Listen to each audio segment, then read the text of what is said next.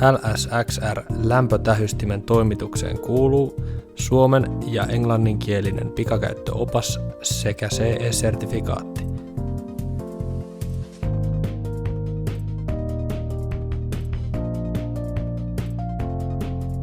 Tämän lisäksi kangaskantolaukku, virtalähde, USB-kaapeli, ranneremmi, kansainväliset pistokkeet virtalähteelle, lämpötähystin sekä videokaapeli.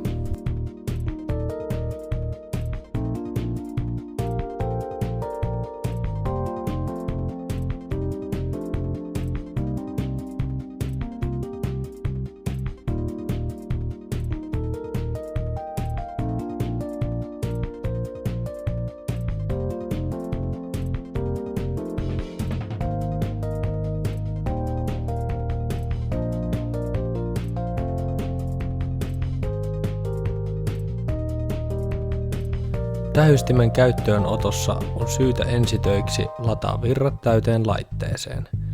Poista virtalähteen muovisuojus, aseta oikea pistoke, liitä USB-kaapeli virtalähteeseen ja mini-USB-pääty tähystimen USB-porttiin.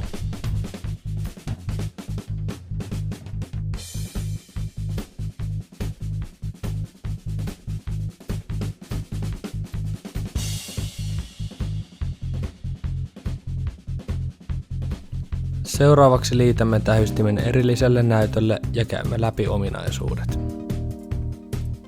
Tähystimen pohjassa on kolmijalan kiinnitykseen standardiruuvikierre.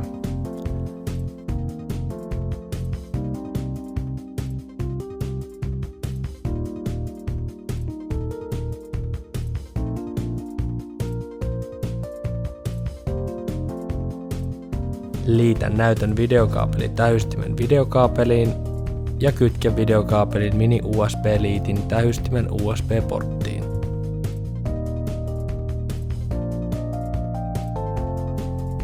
Muista poistaa linssin suojus ja käynnistä laite virtapainikkeesta.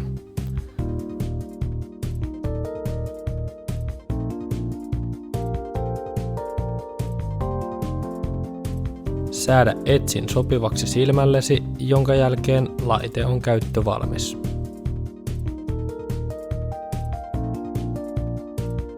Laitteessa on 8-kertainen elektroninen zoomi. Zoomipainiketta painamalla kamera zoomaa portaittain 2-kertaiseksi, 4-kertaiseksi, 8-kertaiseksi ja takaisin perustilaan. Kuvan alareunassa näkyy, mikä zoom on käytössä. P-painikkeella määritellään kuvan paletti mustakuumaksi, valkokuumaksi tai punahälytykselle. Valkokuuma on kuvan alareunassa symbolilla W ja mustakuuma symbolilla pehmeä B. Punahälytyksiä on 4 erilaista eri kontrasteilla.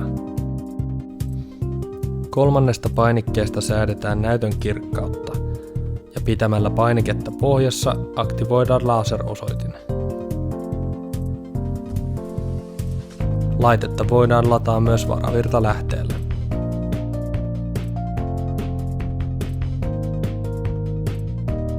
Tähystintä voidaan konfiguroida LS Configuration Toolin avulla. Ohjelmiston saa ladattua Infradexin verkkosivulta. Mene osoitteeseen infradex.com/tuki.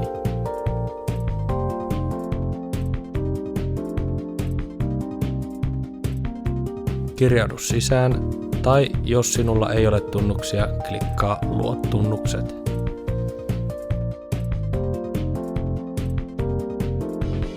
Valitse sivupalkista muut ohjelmistot.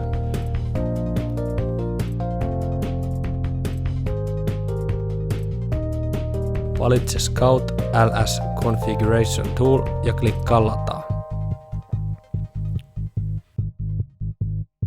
Klikkaa Tallenna tiedosto ja asenna ladattu asennuspaketti. Ohjelmisto vaatii muutaman ajurin toimijakseen.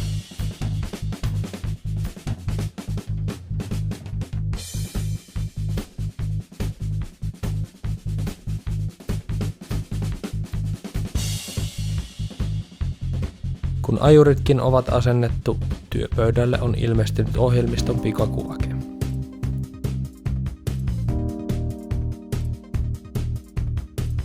Käynnistä ohjelmisto, liitä tähystin USB-kaapelilla tietokoneeseen ja käynnistä tähystin.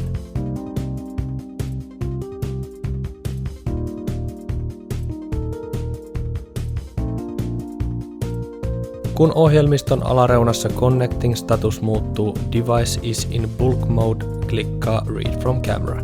Kohdasta Configuration voit muun muassa valita automaattisen sammutuksen ja sille ajan sekä Inst-alertin eli punahälytyksen päälle tai pois. Kohdasta Status näet yleisiä ohjeita. Kohdasta Software Upgrade voit ladata tähystimeen uuden ohjelmistoversion. Kohdasta About näet ohjelmiston tiedot. Tähystimen puhdistuksessa huomioitavaa on germanium-linssin puhdistus, sillä linssiin saattaa tulla herkästi naarmuja.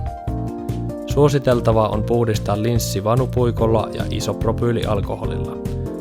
Kasta vanupuikon pää alkoholin ja puhdista linssi. Kuivaa linssi vanupuikon toisella päädyllä. Kamerarunkoa voi puhdistaa kosteella rätillä.